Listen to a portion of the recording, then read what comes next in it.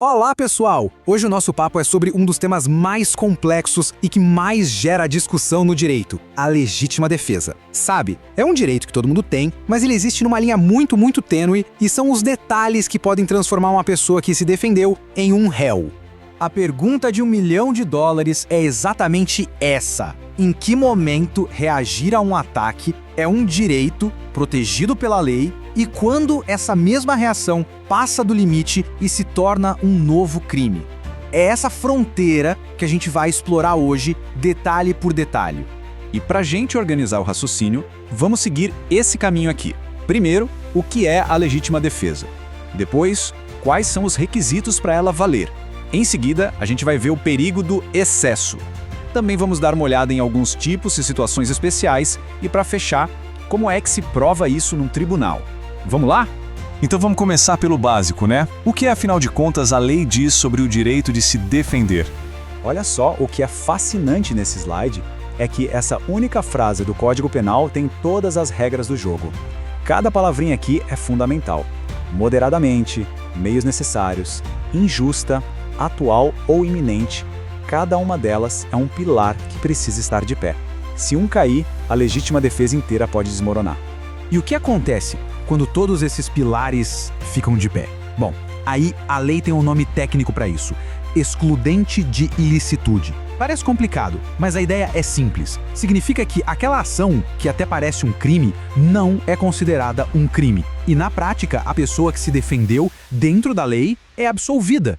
Agora vamos para a parte mais importante, eu diria.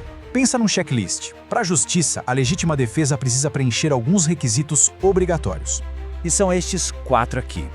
A agressão tem que ser injusta, tem que ser atual ou iminente. Os meios usados têm que ser os necessários e, o ponto crucial, o uso desses meios tem que ser moderado.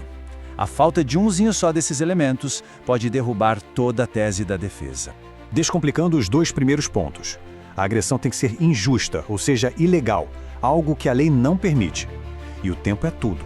Ela tem que ser atual, acontecendo naquele exato momento, ou iminente, tipo prestes a acontecer.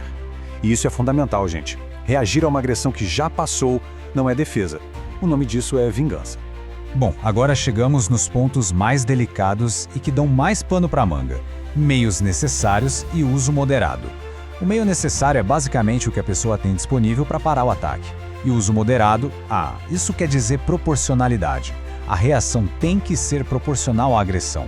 É exatamente nesse equilíbrio que moram as maiores discussões nos tribunais. Olha, entender esses detalhes faz toda a diferença para a gente conhecer os nossos próprios direitos. E se essa nossa conversa está clareando as coisas por aí, aproveita agora para se inscrever no canal, curtir, comentar e compartilhar. É esse apoio que nos permite continuar trazendo conteúdo como este. Mas e quando a pessoa passa do ponto? Quando a defesa vai além do necessário? A lei chama isso de excesso. E é nesse momento que o defensor pode acabar virando o agressor aos olhos da justiça. E aqui a gente vê a diferença gritante. O excesso doloso tem intenção. A pessoa se defende, o perigo acaba, mas ela decide continuar agredindo. Por raiva, por vingança. Agora, o excesso culposo não tem essa intenção. A pessoa se excede por pânico, por medo, por um erro de cálculo no calor da emoção. E claro, as consequências para cada um são bem diferentes. Agora vamos explorar algumas situações que vão além daquele cenário clássico de 1 contra 1, sabe? Algumas nuances. É muito importante não confundir legítima defesa com o estado de necessidade. Olha a diferença. Na defesa, a gente reage a uma agressão injusta de outra pessoa. No estado de necessidade, o perigo é geral. Pensa no incêndio. Você pode ter que sacrificar um bem para salvar outro de maior valor e pode até atingir um inocente no processo. São lógicas bem diferentes. E tem essa situação bem curiosa, a legítima defesa putativa ou imaginária. É quando a pessoa, por um erro de percepção totalmente justificável, acredita que está sendo atacada e reage. A agressão não era real, mas na cabeça dela o perigo era. Se o juiz entender que o erro foi razoável, a pessoa pode até ser isenta de pena. Então, para a gente resumir rapidinho os tipos, tem a própria, quando você defende a si mesmo, a de terceiro, quando você defende outra pessoa, seja amigo ou desconhecido, a sucessiva, que é quando o agressor original reage ao excesso de quem se defendia, e a putativa, essa defesa imaginária que a gente acabou de ver. Ok, saber a teoria é uma coisa. Agora, Provar que você agiu em legítima defesa num tribunal, especialmente no tribunal do júri, isso é um desafio completamente diferente. É uma verdadeira batalha.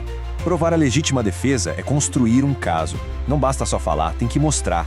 A defesa precisa criar uma narrativa convincente, que faça os jurados sentirem o medo e o perigo daquele momento. Para isso se usa de tudo: testemunhas, laudos da perícia e, cada vez mais, provas digitais como mensagens de ameaça que mostram o contexto antes do fato acontecer. E no final, no tribunal do júri, tudo se resume a uma pergunta muito simples feita aos jurados. O jurado absolve o acusado? Eles não precisam nem dizer o porquê. Se a narrativa da defesa foi boa e a maioria responder sim, o caso acaba ali, com a absolvição. Pra gente fechar, a mensagem principal é esta: a legítima defesa é um direito fundamental, mas não é uma carta branca para a violência.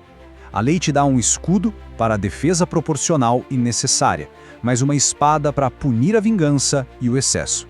E fica aqui uma reflexão pra gente. Sabendo de tudo isso, onde exatamente a gente traça a linha que separa uma reação justificada de um ato que é, no fundo, movido pelo desejo de vingança? É uma pergunta bem difícil, tanto na lei quanto na vida real, né? Pessoal, muito obrigado por terem acompanhado essa análise.